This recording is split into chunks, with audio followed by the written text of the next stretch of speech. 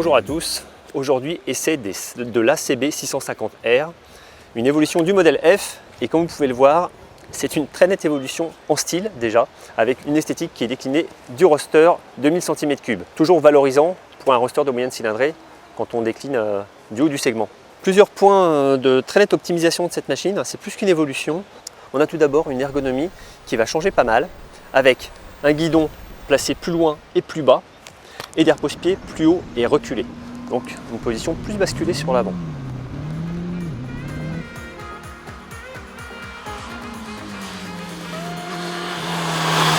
Le moteur évolue très peu, il sort désormais 94 chevaux et 64 Nm de couple, donc des valeurs en légère hausse qu'on va retrouver tout en haut du contour.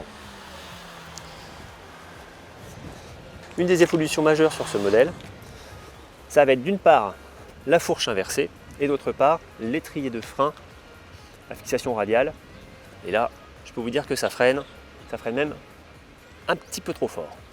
Le point de déclenchement est assez rapide et l'étrier a pas mal de mordants. L'attaque est vraiment très franche dès le début de la course. Donc il faut faire un petit peu attention à ça. Ça demande une certaine habitude. Le frein arrière est excellent. Et la fourche encaisse pas mal les décélérations. C'est plutôt bien freiné sur la fin de la course. La plongée, on la sent un peu plus au guidon de ce roadster au début parce que l'attaque étant assez franche. La fourche plonge relativement sensiblement à l'attaque des freins qui est très franche. Donc il faudra faire un petit peu attention au début, s'habituer à ça. Le frein arrière est excellent et assoit vraiment la machine en courbe. Ça c'est vrai qu'en dynamique c'est assez sensible. En électronique, belle évolution également puisque la machine reçoit un anti-patinage HSTC. La machine est dotée également d'un embrayage à glissement limité avec lequel on va pouvoir donc empiler les rapports en rétrogradant sans faire bloquer la roue arrière. Également plus de facilité à débrayer au levier. Et bien écoutez, je vous propose de retrouver mes premières sensations tout de suite à propos de la CB 650R. Donc nous voici aux commandes de la toute nouvelle Honda CB 650R. Alors ce qu'on apprécie sur cette moto, c'est d'avoir enfin une position vraiment sportive, contrairement au modèle précédent. Là, le R, qui signifie sport, veut vraiment dire quelque chose. C'est l'ergonomie franchement plus dynamique. On est en appui marqué sur les demi-guidons. D'ailleurs, plus de poids qui est donné sur l'avant, également avec le carénage. La géométrie ne change pas. Mais par contre, on sent bien que la moto est nettement plus stable que le Roadster.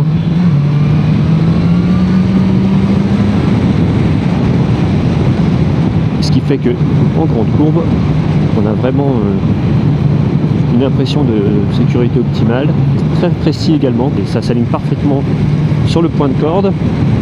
Et après, la machine suit tout seul, elle garde parfaitement le cap, elle est aussi réactive aux appuis de repose-pied, et elle réagit bien aux appuis sur le guidon. Franchement, c'est intuitif comme pilotage.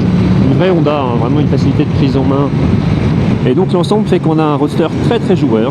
Les premières impressions de roulage sont vraiment une moto très vive. Et enfin, autre élément d'importance, le freinage.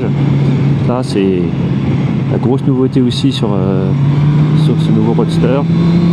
Avec ses étriers radio 4 pistons, on a un freinage mordant et malgré tout une fourche qui encaisse très bien les décélérations avec une très bonne gestion de la plongée.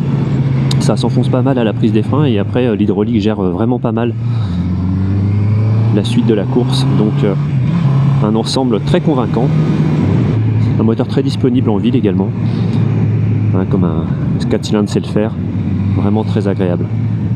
C'est un roadster assez épatant, vraiment c'est très vif, c'est léger.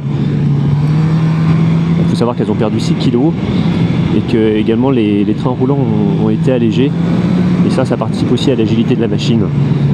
C'est vraiment très plaisant à rouler. Ça freine très fort, ça relance très bien également. Là quand ça s'en va, elle part. On n'avait pas ça avant, j'avais roulé sur circuit la version F et c'était quand même pas très agréable. La position était nettement plus routière, alors que là on a vraiment une sportive, mais sans non plus être inconfortable. La selle, les suspensions et même la position, c'est pas non plus radical comme vous pouvez le supposer. Par contre, l'ensemble fait que la machine est beaucoup plus agréable à emmener en dynamique et en pilotage sportif. J'avoue que sur circuit, ça pourrait commencer à être un peu drôle. Donc comme vous pouvez le voir, une nette évolution au guidon de la machine. Vraiment une machine très attachante, une moto très agile, ça va vraiment être ce que je retiendrai de ce modèle. L'agilité, une performance mesurée, mais un moteur plutôt sympathique qui va prendre vraiment pas mal de vie tout en haut du contour, plus qu'avant. On a vraiment des montées en régime des envolées très nettes, plus sensibles qu'auparavant.